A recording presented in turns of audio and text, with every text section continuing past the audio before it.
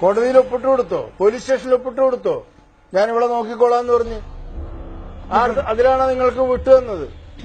ആ, അപ്പൊ ആ ഒപ്പിട്ട് കൊടുത്ത അണ്ടർസ്റ്റാൻഡിങ്ങിനൊരു വിലയില്ലേ?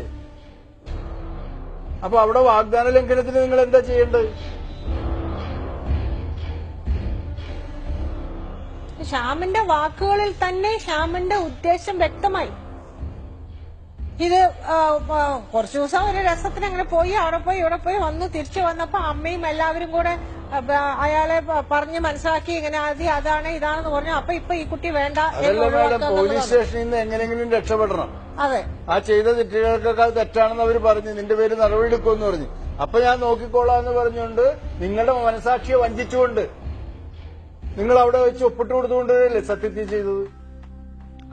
ആ, പിന്നെന്താ ഇനി പറയണ്ട? നിങ്ങൾക്ക് അന്ന് തൽക്കാലം കോടതിയിൽ നിന്ന് രക്ഷപ്പെടണം, അല്ലെങ്കിൽ പോലീസുകാരിൽ നിന്ന് രക്ഷപ്പെടണം, അല്ലെങ്കിൽ അന്ന് പറയണമായിരുന്നു.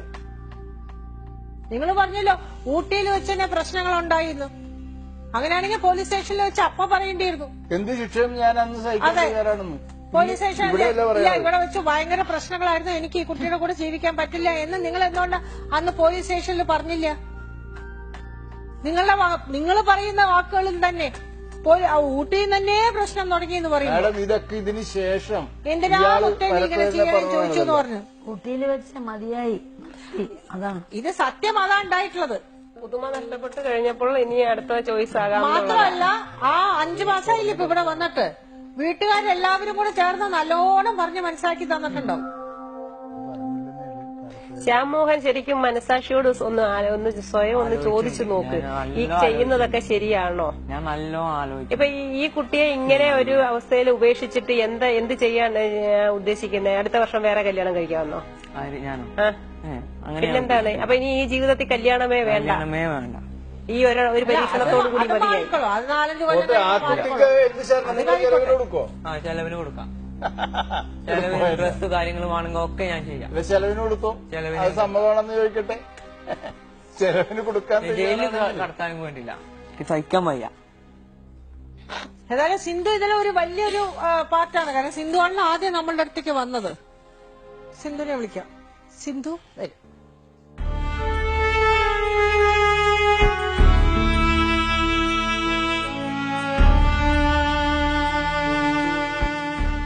ഏതായാലും ഇപ്പൊ മകനെ കൊണ്ടുവന്നു. അന്ന് ഞാൻ നിങ്ങളോട് ചോദ്യം ചോദിച്ചിരുന്നു, നിങ്ങൾ ആ കുട്ടിയെ കൊണ്ടുവന്നാൽ നിങ്ങൾ സ്വീകരിക്കുമെന്ന്.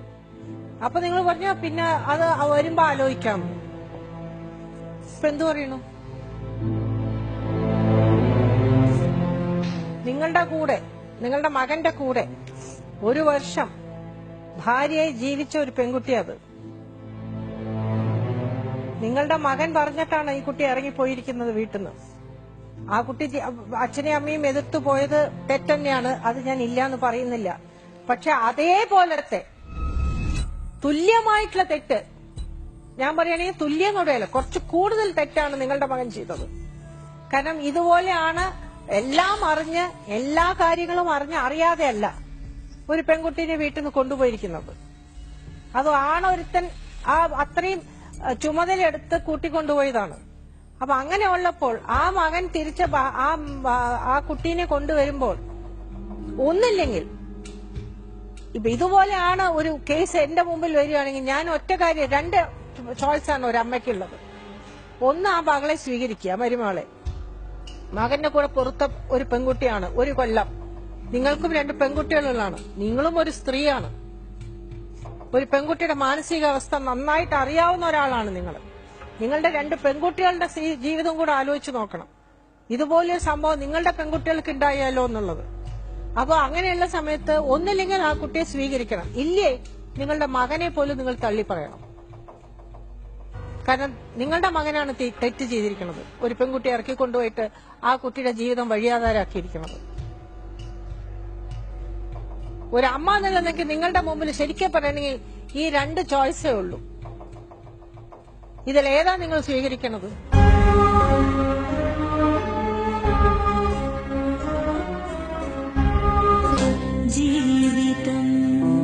ഇവളെ കാര്യത്തിലേക്ക് ഗ്യാരണ്ടി പറയാൻ പറ്റൂല സാറേ. എന്താ വെച്ചാല് അമ്മേന്റെ അടുത്ത് ആക്കിയപ്പോ ഞാൻ അവളോട് പറഞ്ഞു, ഞാൻ കുട്ടീനെ അന്നാണ് ആദ്യമായിട്ട് കാണുന്നത് ഇവളെ സ്റ്റേഷനില്. അവളെ ഉമ്മ കൊണ്ടുപോകണില്ല എന്ന് പറഞ്ഞു പോലീസ് എന്നോട്. അപ്പൊ എന്നോട് പോലീസ് പറഞ്ഞു വീട്ടിൽ കൊണ്ടുപോയിക്കൂടെ ചോദിച്ചു. ഞാൻ പറഞ്ഞു പറ്റൂല, 2 പെൺകുട്ടികളാണ്, അച്ഛന് സുഖമില്ലാത്ത ആളാണ്, എനിക്ക് സാമ്പത്തികമായിട്ട് അങ്ങനത്തെ യാതൊരു ഒറ്റതിലേക്ക് പറ്റൂല എന്ന് പറഞ്ഞു. 2-3 വർഷം വരെ എവിടെയെങ്കിലും ജീവിക്കട്ടെ, എന്നിട്ട് നല്ലതാണെങ്കിൽ ഞങ്ങൾ സ്വീകരിക്കാം ഞാൻ പറഞ്ഞു പോലീസിനോട്. അപ്പൊ പോലീസ് പറഞ്ഞു ആയിക്കോട്ടെ, ശരി അങ്ങനെ ആയിക്കോട്ടെ പറഞ്ഞിട്ട്. അപ്പൊ പിന്നെ ഇവരെ കൊണ്ടുപോകാൻ ഒരു സ്ഥലമല്ല. അപ്പൊ അങ്ങനെയാണ് അമ്മ ഒറ്റയ്ക്കാണ് താമസിക്കണത്. അപ്പൊ അമ്മേന്റെ അടുത്ത് ആക്കാന്നുള്ള രീതിയിൽ എല്ലാരും അങ്ങോട്ടാക്കാന്നുള്ള ഇതില് എല്ലാരും അങ്ങോട്ടാക്കി. അവള് ഇങ്ങനെ ഇറങ്ങി വന്ന സ്ഥിതിക്ക് പലതും സഹിക്കേണ്ടി വരും. അങ്ങനെ തന്നെയല്ല ജീവിതം എന്ന് പറയണ. അല്ലാതെ എനിക്കറിയില്ല എന്താന്നുള്ളത്. ഞാൻ അവനെ കാണാൻ വേണ്ടിയിട്ട് ശ്രമിച്ചു, കണ്ടു, കിട്ടി, ഞാൻ കുടുങ്ങി. അതൊക്കെ ഉണ്ടായത്. നിങ്ങൾ നിങ്ങളുടെ മകനെ സ്വീകരിക്കാൻ തരണം, മരുമകളെ സ്വീകരിക്കാൻ. മകനെ എപ്പോ വേണമെങ്കിലും വീട്ടിലേക്ക് വരാ പോവാ, എന്തെങ്കിലും ഉണ്ടെങ്കിൽ തരും ചെയ്യാം. അല്ലാതെ അവളെ ഈ തോതിലേക്ക് കൊണ്ടുപോകാൻ പറ്റൂല മേഡം. കാരണം എനിക്ക് വിശ്വാസമല്ല. എനിക്ക് മക്കളും മരുക്കളും നാത്തുമാരും എല്ലാരും കയറി വരാനുള്ള വീടാണ്, എനിക്ക് തറവാടാണ്. ഞാനവിടെ ചെറിയ മരുവള, 5 മക്കളില് ആ മക്കളില് ചെറിയ മരുവള് ഞാൻ. ഒരുപാട് ആൾക്കാർ വരാനുള്ളതാ. അപ്പൊ ഇവിടെ വിശ്വസിക്കാൻ വീട്ടിൽ കൊണ്ടുപോകാൻ പറ്റൂല. എന്ത് വിശ്വസിച്ചിട്ട്? ഇവളിങ്ങനെ മണിക്കൂറിന് മുറിക്കുക, കുടിക്കുക, മണിക്കൂർ കുളിക്കുക, ഇത് ചെയ്യാന്ന് പറയുന്നത് ഒരുപാട് പ്രശ്നങ്ങൾ നിങ്ങളുടെ മകളിൽ നിന്ന് ഉള്ളതുകൊണ്ടാണ്. നിങ്ങളുടെ മകളുടെ കല്യാണത്തിന് വരെ അയാൾ കൊണ്ടുവരാൻ തയ്യാറായിരുന്നില്ല. ആ കുട്ടിക്ക് വിഷമം ഉണ്ടാവില്ലേ? അത് ഞങ്ങൾ കൊണ്ടെന്നെ പറഞ്ഞതാണ്. അതന്നെ പറഞ്ഞേ, അത് പറഞ്ഞ ശരിയാണോ? അങ്ങനെ കൊണ്ടുവന്നിട്ടുണ്ടെങ്കിൽ എനിക്ക് ആരും ഉണ്ടാവൂല, കല്യാണം നടത്തി തരാൻ ആരും ഉണ്ടാവില്ല. ഉള്ളടത്തുവോ ഞങ്ങളെ കല്യാണം പറഞ്ഞ നാട്ടുകാരും ഭർത്താവിന്റെ ഏട്ടന്മാരും എല്ലാരും പാടെ കൂടെ നടത്തിയ കല്യാണമാണ്. ആയിക്കോട്ടെ. അതിന് ഇവളോട് വന്നിട്ടുണ്ടെങ്കിൽ മറ്റവരൊക്കെ ഇറങ്ങും പറഞ്ഞു. അവര് പറഞ്ഞു എന്തത്? ആ കുട്ടി ഇങ്ങോട്ട് വരികയാണെങ്കിൽ ഞങ്ങൾ ആരും കല്യാണത്തിൽ പങ്കെടുക്കൂലായിരുന്നു. അപ്പൊ നിങ്ങൾ ആരും ഉണ്ടാവില്ല, മകനോട് വരണ്ടെന്ന് പറയേണ്ടിയിരുന്നു. ഞാൻ പറഞ്ഞല്ലോ രാത്രി ഈ ഇവിടെ വന്ന് പോയിക്കോ, രാത്രി അങ്ങോട്ട് പോയിക്കോ, അടുത്തേക്ക് പോയിക്കോ എന്ന് പറഞ്ഞു. അതിൽ ഇവളും ഇവനും കൂടി ഇവന്റെ ഫ്രണ്ടിന്റെ വീട്ടില് ഇവിടെ. ഞാൻ അതെല്ലാം പറയണേ സിന്ധു, വീട്ടിലേക്ക് വരാൻ തന്നെ പറയാൻ പാടില്ലായിരുന്നു. ഇങ്ങനെയാണോ പറയുന്നത്? അവിടെ നീ ഇങ്ങനെ ചെയ്തു, നീയാണോ ഒരു തെറ്റ് ചെയ്തത്? ഈ മകൻ ഒരു പെൺകുട്ടീനെ കൊണ്ട് ഇറങ്ങിപ്പോയത് നീയാണ്. അതുകൊണ്ട് നീ കാരണമാണ് ഇപ്പൊ ഇങ്ങനെ ഒരു സംഭവം വരണത്. ഇവരാരും എന്റെ ഈ കല്യാണത്തിൽ സഹകരിക്കില്ല എന്ന് പറയുന്നു. നിന്റെ ഭാര്യയെ കൊണ്ടുവരാൻ പാടില്ല എന്ന് പറഞ്ഞു. അതുകൊണ്ട് നീയും വരണ്ട എന്നല്ലേ പറയേണ്ടത്? അതിന് പകരം അവളെ കൊണ്ടുവരുന്ന നീ മാത്രം വരികയാണെങ്കിൽ പറഞ്ഞ അതെന്ത് മര്യാദ സിന്ധു? നിങ്ങളുടെ മകനും തെറ്റുകാരനല്ലേ? നിങ്ങളുടെ മകൻ തെറ്റ് ചെയ്യാത്ത പുണ്യാളനൊന്നും അല്ലല്ലോ, ആണോ? ഒരു പെൺകുട്ടീനെ വീട്ടിൽ നിന്ന് ഇറക്കിക്കൊണ്ടുവന്ന് പെരുവഴിയിലാക്കിയിട്ട് ഇതിപ്പോ എനിക്ക് പറ്റില്ല, എന്നെ കൊണ്ട് പറ്റില്ല, ഞാൻ സ്വീകരിക്കില്ല, നിങ്ങൾ സ്വീകരിക്കില്ല, നിങ്ങൾ എല്ലാവരും കൂടെ നിന്നിട്ട് ആ മകനെ തിരുത്തി ആ മകനെ പറഞ്ഞ് മനസ്സിലാക്കി കൊടുത്ത് നീ ചെയ്യുന്നത് ശരിയല്ല. നിങ്ങൾക്കും ഇല്ലേ 2 പെൺകുട്ടികള്? ഒരു പെൺകുട്ടിയുടെ ജീവിതം ഇങ്ങനെ വഴിയാധാരാക്കാൻ പാടില്ല.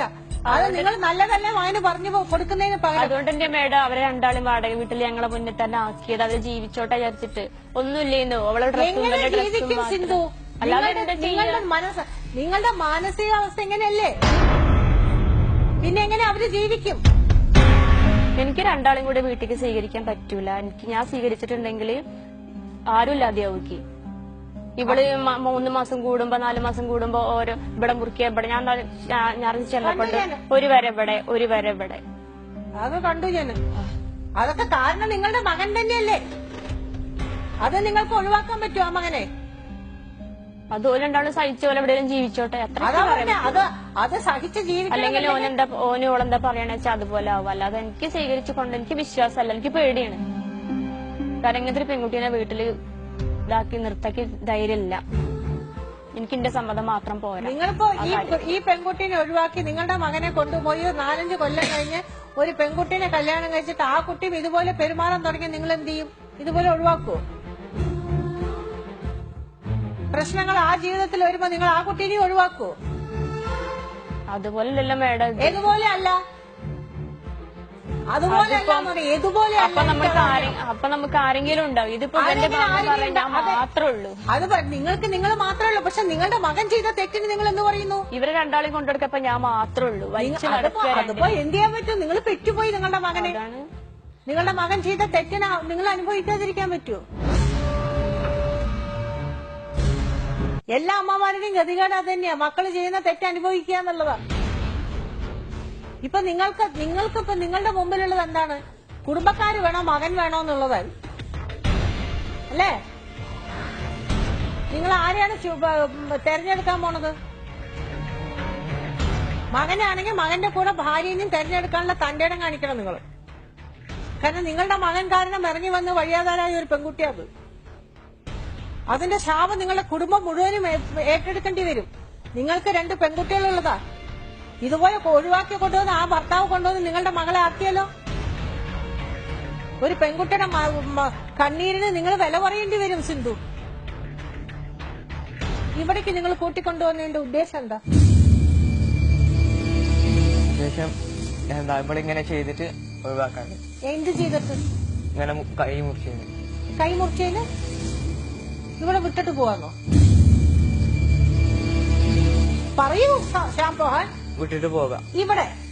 ഇവിടെ അല്ല, പിന്നെ ഓളെ ഉമ്മ സ്വീകരിക്ക എന്ന് പറഞ്ഞിട്ടുണ്ട്. ഉമ്മ വന്നോ? ഉമ്മ വന്നില്ല. എന്നാ പിന്നെ ഉമ്മയെ കൊണ്ടുവരേണ്ടിയിരുന്നു നിങ്ങൾ. ഉമ്മ സ്വീകരിക്കാന്ന് പറഞ്ഞെങ്കിൽ നിങ്ങൾ ഉമ്മയെ കൊണ്ടുവരേണ്ടിയിരുന്നു ഇവിടേക്ക്.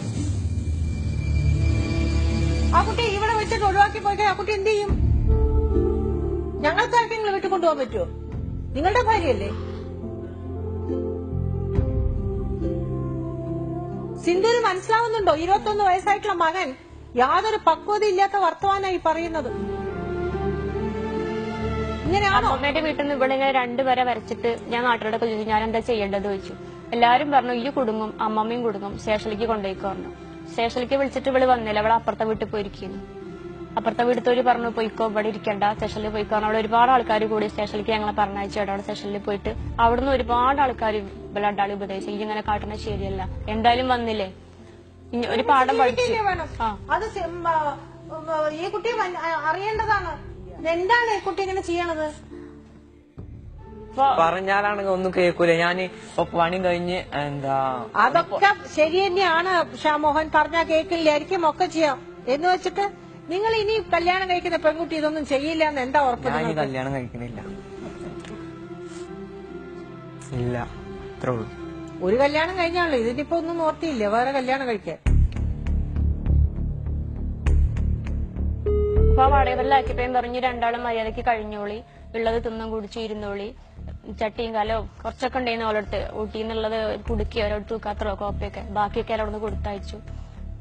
പിന്നെ എന്താ നിങ്ങൾ മര്യാദക്ക് ജീവിക്കാതിരുന്നത്? അപ്പൊ പോലീസ് അവിടുന്ന് പറഞ്ഞതാണ് ഇനി പോണ അമ്മമ്മന്റെ വീട്ടിലേക്കല്ല, പിന്നെ വാടകപ്പേരൊക്കെ പോണത്, ഒറ്റയ്ക്ക് കഴിയേണ്ടി വരും, എല്ലാ സാധനങ്ങളും വാങ്ങേണ്ടി വരും, അവിടെ ഇനി നല്ലോണം നിന്നുകൊണ്ട് ഞാനും പറഞ്ഞു കൊടുത്തു. ആ വാടകപ്പേരന്റെ ഓണറും പറഞ്ഞതാണ് ഇങ്ങനെയൊക്കെ വന്നതാണ്. വാടക വീട്ടിൽ താമസിച്ചൂടെ? പിന്നെന്താ നിങ്ങൾ പ്രശ്നം ഉണ്ടാക്കണം? അവിടെ വെച്ച് എന്താ പ്രശ്നം? ഈ വീട്ടിലേക്ക് വന്നിട്ട് 2-3 ആഴ്ച വന്നിട്ട് പിന്നെന്താ പറഞ്ഞാ കേൾക്കുന്നില്ല. എന്താ കേൾക്കാത്തത്? ഞാൻ അവളോട് പറഞ്ഞു, അവളെന്തായാലും വീട്ടിലിരിക്കല്ലേ,